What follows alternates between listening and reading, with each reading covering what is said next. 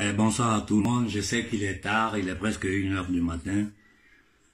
Comme vous avez pu imaginer, depuis quelques heures, je suis collé au téléphone en train de parler avec le Mali et partout dans le monde où on pouvait avoir plus d'informations. Voilà, ce que je peux vous dire de clair en ce moment, sans rentrer dans les détails, c'est que 1. Vous ne devez plus jamais avoir confiance aux militaires. Ça, je vous le dis clairement. Si vous faites confiance à un seul de ces militaires, c'est que vous êtes des malades mentaux.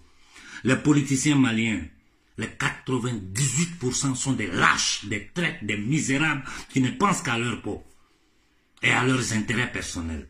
Ce qui s'est passé au Mali là, dans un bref résumé, plus tard, les prochains jours, nous allons rentrer dans plus de détails.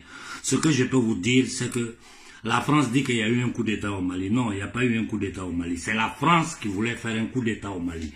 Vous savez pourquoi? Parce que les Français se sont rendus compte. Le président traite du Mali, celui que je vous ai toujours dit, c'est un traite. Ce président-là, des militaires maliens étaient en train de traiter avec les Russes pour les faire entrer au Mali. Les Russes ont demandé à ce que le président les fasse une demande officielle. Et ils étaient prêts à envoyer des hommes et du matériel pour aider le Mali à lutter contre le terrorisme. Et le président, qu'est-ce qu'il a fait? Il a pris ça, il allait en France, il allait dire ça à Macron. Donc Macron lui a dit de venir casser le gouvernement, de créer un nouveau gouvernement. Voilà pourquoi quand il est revenu, les militaires l'ont pris, ils l'ont enfermé à Kati jusqu'à 3 h du matin. Et ils l'ont relâché. Il a nommé ce gouvernement-là aujourd'hui. C'est ça qui a déclenché le soulèvement des militaires. Donc moi je vous dis, ma position c'est quoi? Vous savez, on a fait déjà une erreur la première fois. Nous ne pouvons plus nous permettre une seconde erreur. Donc ces militaires-là, nous n'aurons jamais confiance en eux. Pour qu'ils puissent avoir encore la confiance du peuple malien, ils doivent poser des actes clairs. Donc je vous demande pardon. Je vous demande pardon, jeunesse malienne. Commencez à nous écouter, nous. Parce que nous savons tous les pas qu'ils font. Avant même que les choses n'arrivent, nous, on arrive à avoir les renseignements et vous informer. Donc, voilà la situation du Mali. En ce moment, c'est un chaos. Et c'est un chaos parce que la France s'est rendue compte que certains, à l'intérieur du Mali, étaient en train de négocier avec les Russes. Bon, pour faire le point de la situation, je vous dis une chose. Jeunesse malienne. On laisse tomber l'ambassade de France. On laisse tomber les manifestations à la place de l'indépendance. J'ai dit demain matin, à peine c'est possible, organisez-vous. Si vous êtes 10, 20 000 personnes devant l'ambassade de la Russie pour demander l'aide de la Russie, le GFR, aucun homme politique ne pourra dire le contraire. Vous voulez sauver le Mali de la division. Vous voulez sortir le Mali de la faim, de la misère. La seule chose qui reste à faire, c'est que vous vous levez maintenant. Vous vous levez, je dis bien, en masse, toute la jeunesse de Bamako, de Kaï, tout ce que vous pouvez aller devant l'ambassade de Russie et demander à l'intervention de la Russie au Mali. Si vous ne le faites pas, c'est fini pour le Mali. D'ailleurs, je vais appeler le frère Gouti pendant que nous sommes en ligne et puis il va s'entretenir avec vous.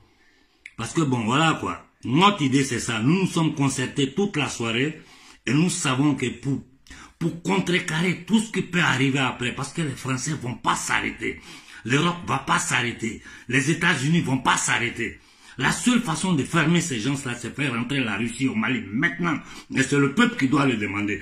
Vous savez que vous pouvez avoir personne, confiance en personne là-bas. Commencez à nous écouter. Si vous nous aviez écouté dans le passé que de suivre les gens de selfie sur les toits, les faux leaders là, le Mali ne serait pas dans cette situation. Ne faisons plus les mêmes erreurs. J'appelle le frère Béanzin et puis nous allons nous entretenir ensemble.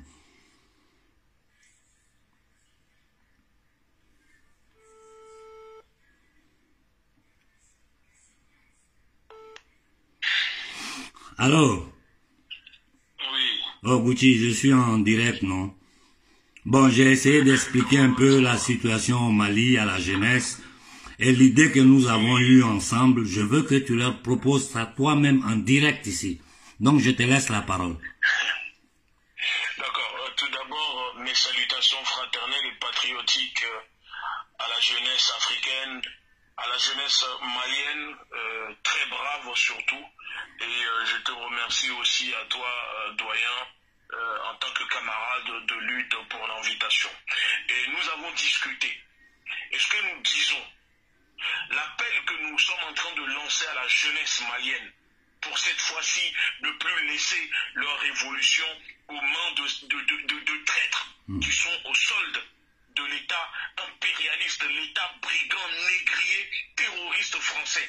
Nous disons à la jeunesse malienne, puisque quand vous sortez, vous allez à Place de l'Indépendance, la France donne l'ordre de vous interdire de manifester sur vos propres terres.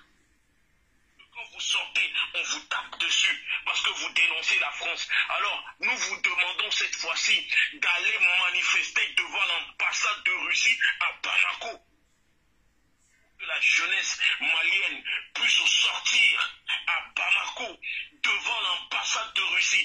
Imaginez 2000, 3000, 10 000 jeunesse malienne, la population devant l'ambassade de Russie pour demander un partenariat militaire avec les Russes pour soutenir les militaires maliens qui, eux, veulent une intervention en partenariat avec les Russes. Et que nous savons qu'à l'intérieur de ces militaires, il y a certains qui sont corrompus, qui sont des bandits, qui collaborent avec la France pour empêcher cela. Pourquoi les Maliens ne sortent-ils pas pour aller devant l'ambassade de Russie à Bamako pour demander aux Russes d'intervenir, de faire une intervention militaire pour chasser les terroristes, ces hommes armés que la France met partout dans le pays pour balkaniser, pour couper le pays en deux avec les accords d'Alger. Voilà ce que nous sommes en train de parler avec les camarades panafricanistes, avec mon camarade le doyen Mohamed Konaré, pour vous dire de sortir devant l'ambassade de Russie. Ce sont vos terres. Vous comprenez ou pas, peuple africain, peuple malien. Un enfant, ça peut se donner, mais une terre, ça ne se donne pas. Et moi, je vous dis, je sais, je vais prendre aussi la parole bientôt pour vous dire, je sais que Macron a plusieurs fois envoyé des députés de la majorité ici en France pour rencontrer des personnes au Mali. Je ne dirai pas le nom pour le moment, mais je vais prendre la parole et je vais le dire. Mais pour le moment, nous demandons à la jeunesse de sortir, d'aller occuper l'ambassade de Russie à Bamako pour demander un partenariat avec les Russes, comme en Centrafrique, pour chasser les chiens de Français sur vos terres. Merci, Bouti. C'est comme ça. Merci pour ton intervention. Demain matin, très tôt, nous allons faire une autre réunion. Et puis bon, ensemble avec les autres frères, nous allons voir comment organiser tous nos mouvements les prochains jours. Vraiment, je te remercie du fond du cœur. Je te remercie. Merci pour tout ce que tu fais. Bonne nuit. Bonne nuit à toute ta famille. Bon, voilà, j'ai appelé le frère Béanzin. Demain, je vais parler avec les autres frères des mouvements panafricains. Mais je vous dis, dès maintenant, organisez-vous dans le Mali. La jeunesse malienne, vous êtes des centaines qui m'écrivaient tous les jours. Vous êtes à Bamako. Ces gens-là, ils auront notre confiance quand nous aurons vu ce qu'ils ont fait pour le Mali. Pour le moment, nous les tenons à la culotte. Et pour les tenir à la culotte, pour empêcher à la France et à l'Occident de nous faire les jeux des 3 cartes, il y a une solution. Tous vers l'ambassade de Russie pour demander l'intervention de Poutine au Mali. Si ceux qui auront le pouvoir au Mali vont s'opposer à ça, on saura qui sont les traîtres, qui ne sont pas les traîtres. Voilà ce que j'ai à vous dire pour le moment ce soir. Préparez-vous et descendez tous devant l'ambassade de Russie pour demander l'intervention de la Russie. Et j'ai dit à tous les politiciens maliens, à tous les militaires, ayez un peu de dignité. Ayez un peu de dignité. Regardez le dernier sommet à Paris. C'est qu'ils sont allés dire là-bas.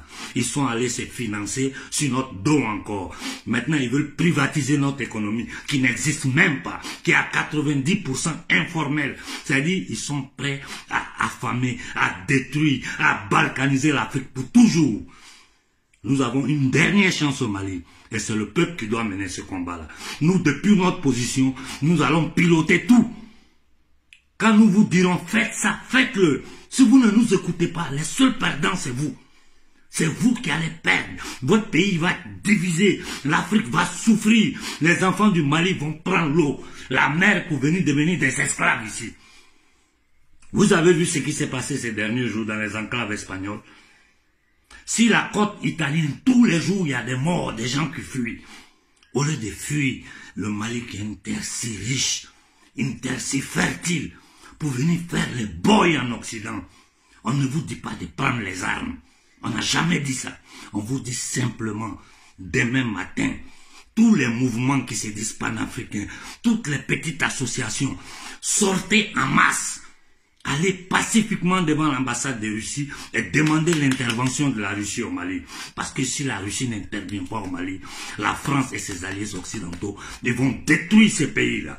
En ce moment, toutes les diplomaties occidentales sont en mouvement. Je reçois des messages de partout pour me demander exactement ce qui se passe. Pour le moment, je ne réponds pas. Parce que ce qui m'intéresse, c'est vous. Prenez conscience du danger qui menace le Mali. Le Mali peut être la porte de sortie pour toute l'Afrique de l'Ouest. Déjà en Afrique centrale, nous avons la RCA. Prenons le Mali. Voilà ce que je voulais vous dire ce soir. Nous sommes à un moment décisif, vraiment décisif, du destin de nouvelles générations africaines. Nous autres là, nous ne combattons plus pour nous. Nous combattons pour nos enfants, pour nos petits-enfants, pour le demain du Mali. Et le courage de sortir, aller devant l'ambassade de Russie et demander l'intervention immédiate de la Russie au Mali. Ceux qui ont fait le coup d'État, où vous appelez immédiatement les Russes au Mali, où vous êtes des traîtres, des lâches. Et je dis à toutes ces familles de l'oligarchie, de la bourgeoisie nègre malienne, faites attention. Faites attention à ce que vous êtes en train de faire. Parce que le peuple va se lever contre vous et attaquer vos familles. Vous êtes dans le beurre pendant que le reste du Mali est dans la misère. Pour qui? Pour aider des esclavagistes à dominer votre peuple. Ayez un peu de dignité. Jeunesse malienne, à partir de maintenant, écoutez-nous. Tout ce qu'ils vont vous dire au Mali, là, écoutez-les, mais attendez nos réactions avant de faire quoi que ce soit. Si vous nous écoutez, nous sauvons le Mali, nous sauvons l'Afrique. Bonne nuit à tout le monde.